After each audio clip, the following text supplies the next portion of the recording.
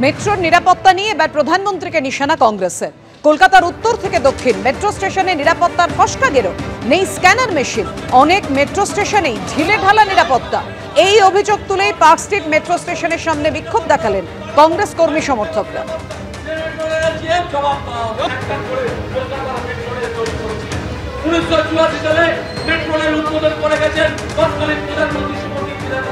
নরেন্দ্র মোদী পশ্চিমবঙ্গে দ্বিতীয় সন্তান মেট্রোর একটা লাইনে জন্ম দিয়ে গেছেন, কিন্তু পুরনো যে সন্তান আছে তাকে অবহেলা করে তার যে সমস্যা সেই নিয়ে কথা বলেন না। মেট্রো কর্তৃপক্ষ ডেফ অ্যান্ড ডাম্ব হয়ে বসে আছে। তার কারণ হচ্ছে দেখুন, গোটা যে মেট্রো প্রক্রিয়াটা, এই যে লাইনটা কবি সুভাষে এই যে ফাটল, সেটা নিয়ে কেন তারা কাজ করছেন না এখনো অবধি পড়ে আছে, ভালো করে দেখে আসুন। এবং প্রত্যেক দিন কিছু না কিছু সমস্যা। দেখুন, যাত্রীর নিরাপত্তা নেই, খুন। সব থেকে বড় কথা, সেখানে যে স্ক্যানার আছে সেই স্ক্যানারগুলো কার জন্যে? নরেন্দ্র মোদীর বাড়িতে রাখার জন্য তো নয়, আর মেট্রো কর্তৃপক্ষ যিনি জিএম আছে তার বাড়ির জন্য নয়, সেটা হচ্ছে সাধারণ যাত্রীদের নিরাপত্তাকে সুনিশ্চিত করার জন্য সেই স্ক্যানার। আমরা বলছি তো, এই সময়ের ভেতরে আমরা কাজ দেখতে চাই। আর আমরা যাত্রী নিরাপত্তার জন্য কি কি কাজ মেট্রো কর্তৃপক্ষ করবে সেটা সুনিশ্চিত করুন। তার কারণ সেফটি সিকিউরিটি বাড়ানোর জন্য আরপিএফ বাড়াতে হবে। সিভিক পুলিশ দিয়ে কোনোদিনও ওই মেট্রো ঘিরাটোপে রাখা যাবে না।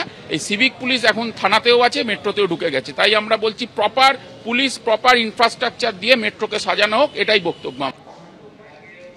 জমির বদলে চাকরির দাবিতে পাণ্ডবেশ্বরে ইসিএল এর কলিয়ারির সামনে বিক্ষোভ, যেখানে চাকরির জমিদাতারা তারা ইতিমধ্যেই বিক্ষোভ দেখিয়েছেন। একেবারে প্রধান গেট বন্ধ করে কলিয়ারির তারা বিক্ষোভ দেখান এবং তাদের সেই বিক্ষোভে সামিল হয়েছে স্থানীয় তৃণমূল নেতৃত্ব এবং লাউদোহার তৃণমূল ব্লক সভাপতি।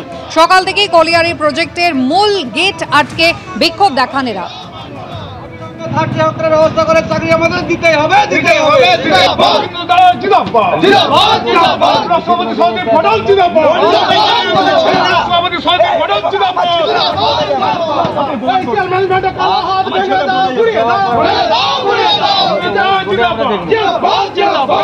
এখানে 22 জন মতো আছে। জমি আমাদের 18তে সিলেক্ট হয়ে গেছে এই জমিগুলো।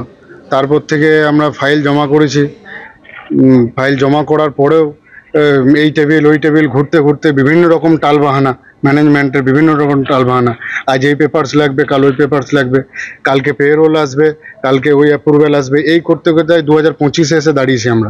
আজকে যে জমিগুলো আমাদের কাছ থেকে নিয়েছে সেই জমিগুলোতে না আমাদের চাষ হচ্ছে, না আমাদের মানে চাকরি হচ্ছে। এমত অবস্থায় আমরা পড়ে আছি এখানটাতে। তো আমাদের সংসার কীভাবে চলবে সে মানে একদম দুর্বিষহ উঠে পড়েছে। আমরা কি করব এখন খুঁজে পাচ্ছি, দিশেহারা হয়ে পড়েছি আমরা। আমাদের যদি চাকরি যদি না হয়, আমরা এর থেকে বৃহত্তর আন্দোলনে আমরা लैंड के अगेंस्ट में है। अच्छा, प्रोसेस हो रहा है हेडक्वार्टर में। कितना दिन से प्रोसेसिंग हो रहा है? समय लिया है, मैनेजमेंट ने इनको आश्वासन दिया है। मतलब उसी जो पहले बात हुई थी उसी चर्चा पे सब लोग अपना डिसीजन लेंगे। इसलिए अभी जो है सर ने भी बोला है कि हेडक्वार्टर में प्रोसेसिंग चल रही है और इन लोगों को जल्दी से जल्दी दिया जाएगा, बस यही बोलना चाहिए। জমিদাতাদের দাবি জমির বদলে চাকরি দেওয়া হবে, এমনটাই প্রতিশ্রুতি দিয়েছিল ইসিএল, কিন্তু দীর্ঘদিন কেটে গিয়েছে, সেই প্রতিশ্রুতি কিন্তু পূরণ হয়নি, এমনটাই তাদের দাবি। আর চাকরি না মিললে আমরণ অনশন করবেন, এমনটাই হুঁশিয়ারি দিয়েছেন জমিদাতারা। যদিও ইতিমধ্যেই তৃণমূল কংগ্রেস এই অচলাবস্থার জন্য কেন্দ্র সরকারকে দায়ী করছে, যদিও বিজেপি পাল্টা বলছে জমিদাতাদের আজ এই অবস্থার জন্য দায়ী শাসক দল তৃণমূল কংগ্রেস।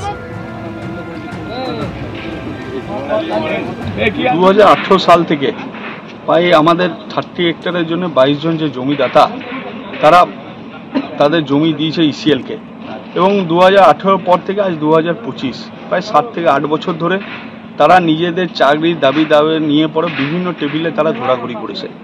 কোনো টেবিল থেকে একটাও সদুত্তরও পায়নি। এই কোল বেল্ট এরিয়ার মানুষরা সবাই বিক্ষুব্ধ।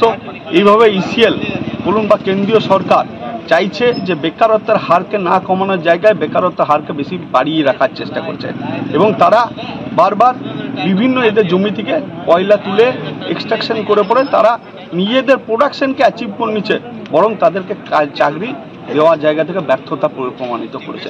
তাই আমাদের বিধায়ক সাহেবও বারবার এই টেবিল চাপিয়েছেন এবং সিএমডি সাহেবের কাছে উনি কথাও তুলেছেন।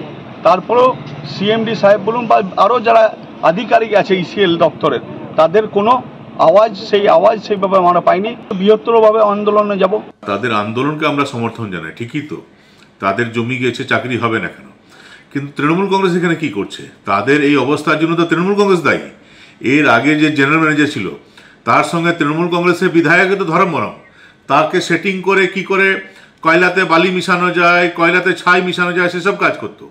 আর এখনও তৃণমূল কংগ্রেস এই কারণে ঢুকেছে যাতে যে জিএমের উপর প্রেসার ক্রিয়েট করে সেখান থেকে কয়লা চুরি করা যায়, বালি চুরি করা যায়, এইসব কাজের জন্য ঢুকেছে। গ্রামবাসীদের সমস্যা নিয়ে তৃণমূল কংগ্রেসের কোনো মাথা ব্যথা নেই এবং গ্রামবাসীরা নিজেরা আন্দোলন করলে বেটার আন্দোলন হবে।